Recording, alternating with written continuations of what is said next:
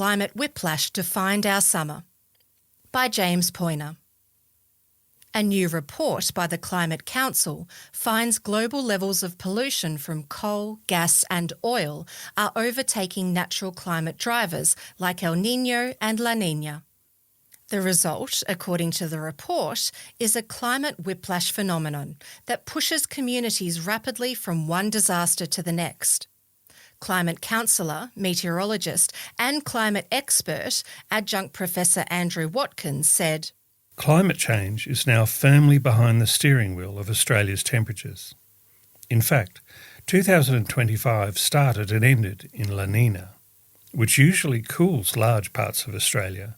Yet Victoria experienced a summer of dangerous fires and extreme heat. That tells us that the baseline has shifted. The natural drivers we historically relied on are slipping behind climate change in the race to control our climate. Our hotter oceans and atmosphere mean more water evaporates into the sky than ever before.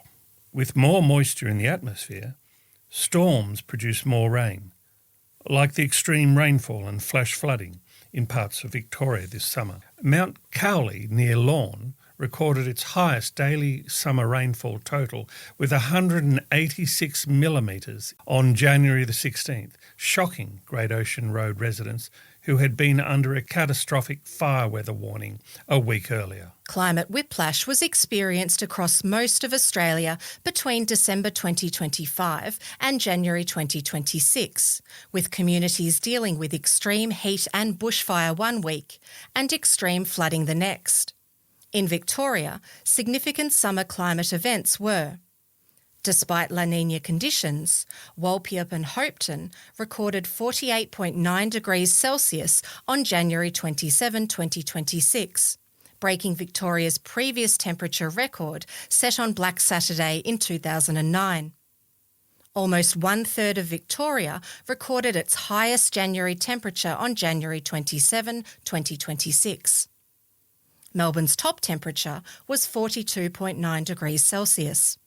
We have experienced 11 days of at least 42.9 degrees Celsius since 2000, the same number of such days it recorded across the entire previous century, 1900 to 1999.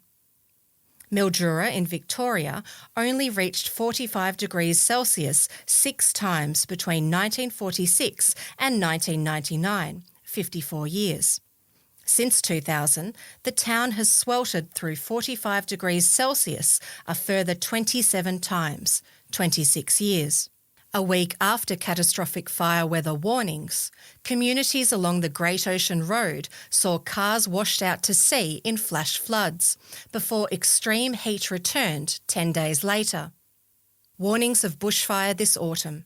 Just when you thought it was safe to go back into the forest, the Australian Seasonal Bushfire Outlook for autumn indicates an increased risk of fire for most of Victoria, including the Central District, encompassing Melbourne and its bushy outer suburbs.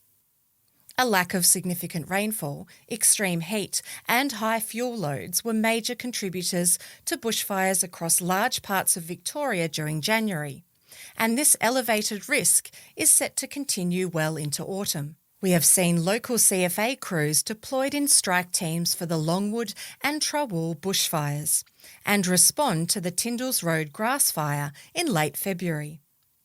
But despite the welcomed rainfall at the end of February, with below-average rainfall forecast and warmer-than-average maximum daytime and overnight temperatures, Deputy Emergency Management Commissioner Brett Boatman is reminding Victorians that now is not the time to become complacent.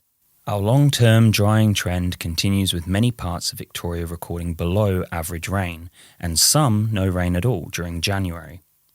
With these drier than normal conditions expected to continue through autumn, we all need to remain vigilant about the potential for fires.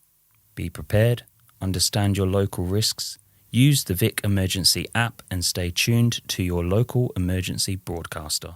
He said, the warmer, drier conditions may further increase fuel availability across already parched grasslands, forests, woodlands and heathlands, making it easier for fires to start and spread. The recent rainfall provided much-needed moisture for local vegetation.